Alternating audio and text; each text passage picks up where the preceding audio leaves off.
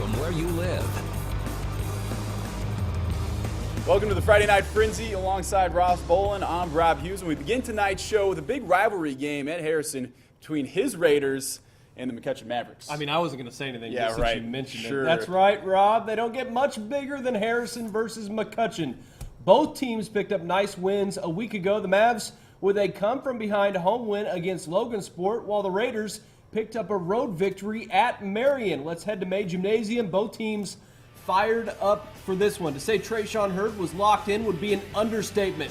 The hoop, the foul, and the stare down is extra. Mavs padding their lead moments later. This time it's Darnell Butler from long range. Give him all three of those. The Stampede is loving it, and their confetti is everywhere. And then Harrison would make its run. Cade Reneker was a big reason why. You know that's good. Moments later, Reneker lets that one fly from the parking lot. He had 9 points at the half, 3 of 3 from three-point range. Harrison led 24-21 at the break. The Raiders would add to their lead in the third quarter. More from Reneker. Check out the pass from Aiden Hannon. Reneker goes backdoor, shot fake. He got me, Rob, but that was the beginning of the end for Harrison. More from Hurd. He stops and pops. The mid-range jumper is good. And then check out the hustle play as Hurd says, I'll take that and you take this. He gives it up to Robert Fennessy. He gets the hoop in traffic. Coach Reinhardt, he wants to talk things over. The Mavs cruise 49-42 the victory. McCutcheon is now 6-0 on the season. Over at Logansport, Barry's hosting Lafayette Jeff. Early first quarter, the Broncos working the ball around the arc. Dan Rixey finds Darian Collins, who pulls the trigger from the corner. Nothing but nylon. Moments later, how about some more long-distance shooting? David Hanyard brings it up, pulls it, trigger, no hesitation style. Broncos come out strong to start this game. Collins now whips a pass down low to Keaton Schreckengas, who goes off blast for the hoop. Broncos take a 10-2 lead to start. Then the Berries start to mount their comeback. Alex Brink, quick pass to the corner for Carter Skaggs. The deep bomb pulls Logansport with, you know that's good, right? Jalen Attaway to Skaggs. Now Skaggs with a sweet no-look pass to A.J. Smith for the reverse layup. Nice hookup from the two seniors there. Late second quarter, Wyatt Kelly gets a steal for the Berries. He charges hard the other way and hits the floater. Logansport wins a little closer than we might have thought, 65-56 in OT. Over to Tipton, where the Blue Devils were hosting the Central Catholic Knights in what really became a duel between Jackson Anthrop and Mason Degenkolb. Opening action at Tipton off the miss. Anthrop gets the ball in transition, draws the foul, and gets the bucket for the three-point play. Later in the quarter, Knights swing it to Anthrop in the corner. Give him 3 of those. Blue Devils would answer. Degenkolb comes up with the loose ball, drives down the court, and scores on the lay-in. Rosengardner. Rosenharber. Then it's Degenkolb again on the break, misses the floater, but gets his own board and scores on the lay-in. Now it's Jackson's turn. Shakes his man and drains the jumper at the buzzer. Jackie liking it. Second quarter we go. It's Degenkolb from outside. He butters the biscuit, but Anthrop was he was Betty Crocker tonight. How about those biscuits? Home style, folks. Knights win this one in OT 65-60. Love that kid's name. Hope we got that right. At West Lafayette, head coach Dave Wood getting into his guys. Nye Carlisle getting the message loud and clear. Red Devils in a battle with Benton Central. Trev Parker shows off the mid-range game. RDP up 44-35 in the fourth. Bison hanging in there. Jacob Turner gives it up, gets it right back, pulls the trigger. BC back to within 4.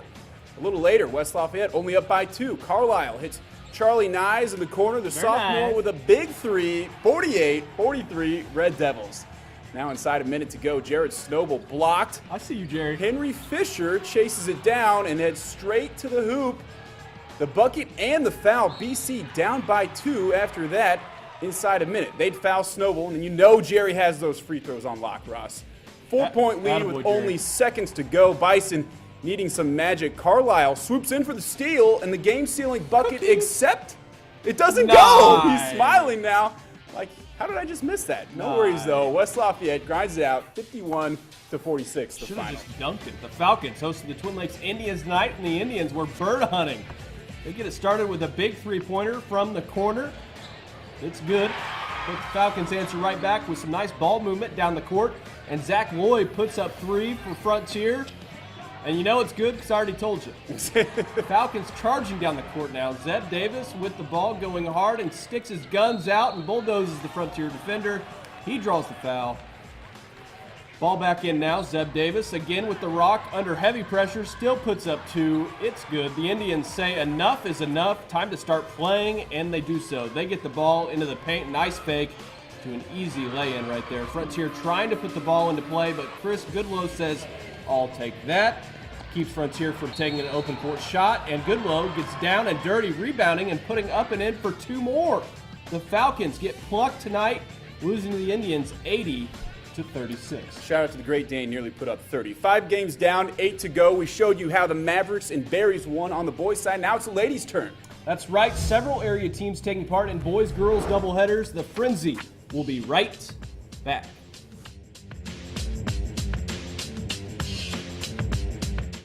Welcome back to the Frenzy. Time to switch things over to girls hoops. We start with a rematch from the J&C Hoops Classic. My Raiders needing a split Your tonight Raiders. at home. That's for sure. For more on tonight's game between Harrison and McCutcheon, we welcome in the third member of our team, Sports 18's Ruben Juarez.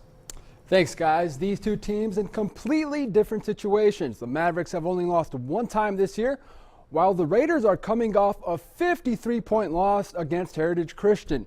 McCutcheon led by 15 at the half. Coach Kanoy getting his team ready for the third quarter, and ready they were.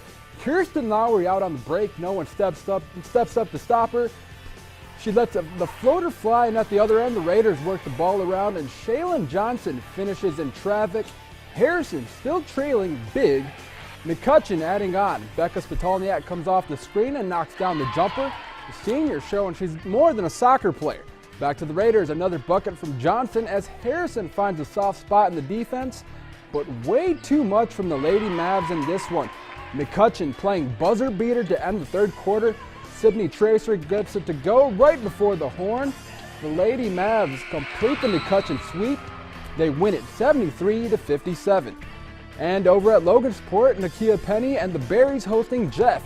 Olivia Pearson hands it off to Penny. The future Ball State Cardinal curls just inside the three-point line and gets the shot to trickle down later on. Pearson looking up court. She fires a perfect chest pass to Sydney Bullard. Senior takes a dribble and lays it in off the window. Berries up 18 in the third. Jeff's Lexi Randolph looking to pull the Broncos back. 3 balls a little bit short. Penny collects the board and fires it to guess who? It's Bullard leaking out once again for another easy bucket. Madison Flanagan driving to her left. She hits Randolph on the pick and roll. She gathers a rock and lays it in. Nice play from the Broncos. Late fourth. Kennedy Curl picks off the inbounds pass for Logansport and takes it to the cup and scores. Logansport beats Jeff 69-59. North Montgomery hosting Crawfordsville. Third quarter, the Athenians. Lacey Garrett drives and hits the bucket as the quarter comes to a close. Later on, Crawfordsville's Kim Hampton goes to the hole for the smooth laying it. North Montgomery answers with this nice pass from Becca Adams to Zoe McCormick for the layup. Athenians too tough down the stretch. Paige Shernan nails this three-pointer, then it's Garrett once again slashing right down the lane for another bucket. Chargers trying to come back with the free ball from Cheyenne Warren, but it's not enough. The Athenians knock off the Chargers 53-49. For more on the boys game, let's send it back to Rob. Thank you, as always, Ruby Tuesday. Could the Athenians complete the sweep? Former North Montgomery standout and Boilermaker DJ Bird, now an assistant coach for the Chargers. First quarter, Crawfordsville Connor Smith with a nice turnaround and nails it. A little later, Chargers 6'6" Grant Gaylor showing off his ball skills, and he lays it in. A little later, Gaylor then nails a 3-ball. Playing like a guard tonight, and he can do that. Later, Seville's Ryan Barr muscles this one in and gets the and one call. And then it's Barr again inside, announcing his presence with authority. Maybe some of our older Frenzy viewers get that reference. Chargers have an inside presence too. Jordan Banta gets this one to go. Chargers pull it out 45-35. I got what you were doing there. The Yep. Delphi Oracles travel to Clinton Prairie to take on Ryan Smith's Gophers. On the inbound pass, Cale Morris hits the 3, and the Gophers pop out to an early lead. See what I did there? Oracle ball now is senior Mason Lane. Finds senior Tyler Ross under the basket, and the All-State wide receiver uses the glass to get it to go.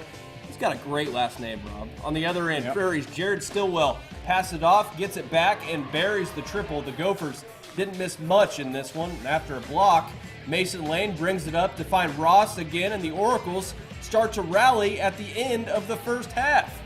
Just before halftime, with the Oracles on defense, Adam Zink knocks it away, takes it the other way, and gets the bucket, making older brother Paul proud.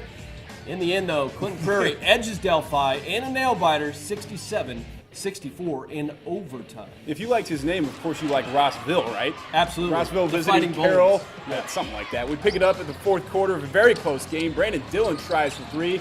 Misses, but don't worry, we have a guy for that. Like I said, close game. Shooting guard Blake Miller hits a big three from the Pizza King. One of the many pizza places there. Rossville keeps its lead. Hornets on the march again, and why mess with a good thing? They find Miller in the corner, puts up another smooth 2 points. Dillon putting up a brick again. We got to be calling people out for bricks. I mean, it happens. There's only a few pizza places. Jaron Bush grabbing another rebound and another 2 points. Luke Atkinson turns on the Jets, gets up with a personal with his defenders, rolls in for an easy 2 points, but in the end, the Hornets are a little too much for the Cougars. Rossville wins 59-53. It's because they've got guys for that. The They got Seeger guys. Patriots made the trek over to Clinton Central to challenge the Bulldogs. Borden Kennedy, breaking ankles left and right, takes it himself through the entire Bulldog defense for the score.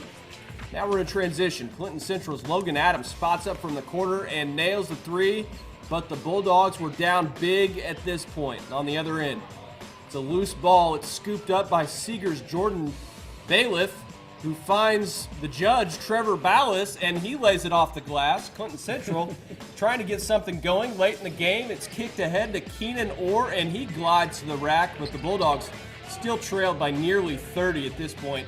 More tough defense from the Patriots here as Josh Orahood comes up with the ball and goes the distance for two more. Seeger cruises past Clinton Central, 73-43.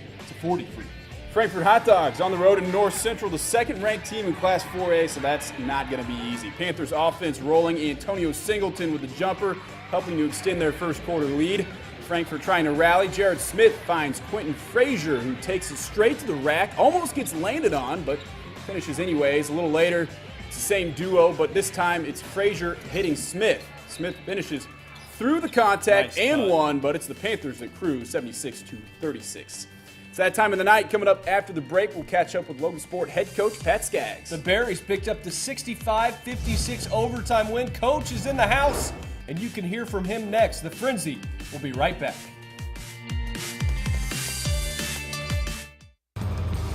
Welcome back to the Frenzy. Pat Skaggs in the building to talk about his Logan Sport Berries. It was a little make you sweat there a little bit. Overtime win. What were you thinking? Guys, I tell you what, the last two Fridays have been awful tough on me. Fortunately for us, we were able to come out with a big win tonight.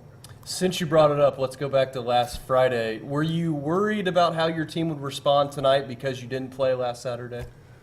Well, we needed to play a game bad, and obviously that was our focus this week to try to correct some things that we did very poorly in the second half last week. And we kind of struggled at times tonight. Give Coach Radiker and Coach Jerry credit; they did a good job with their kids, and we really had to fight hard to get a win tonight in OT. But we're getting better, and we have some kids with experience, but yet we have some young kids as well, and it's kind of a work in progress still. But we'll definitely take the W. There's been stretches in last Friday and I assume tonight where you guys kind of played lights out, especially in the first half against McCutcheon. How do you get to the point where you stop those runs and not let the other team get back in the game?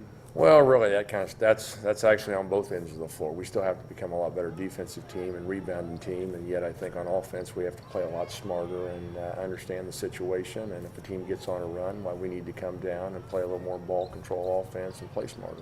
This team's really wearing you out. You looked wiped out when you got here tonight. Does it feel like this is just going to be one of those years where this team is going to have to fight for it every night, or can you get this thing turned around? Well, we're 5-1 and really lost to a good team. If I look like I'm worn out, I just probably drove about 75 on the way here. But you know what? It's just kind of part of the job and part of coaching, and we got to go to work. Each day in practice and get better. And no, we haven't come close to playing our best game yet. So on one hand, that's nice. And hopefully last week was a learning lesson for us. And like I said, I'm glad it happened in Game 5 instead of Game 21.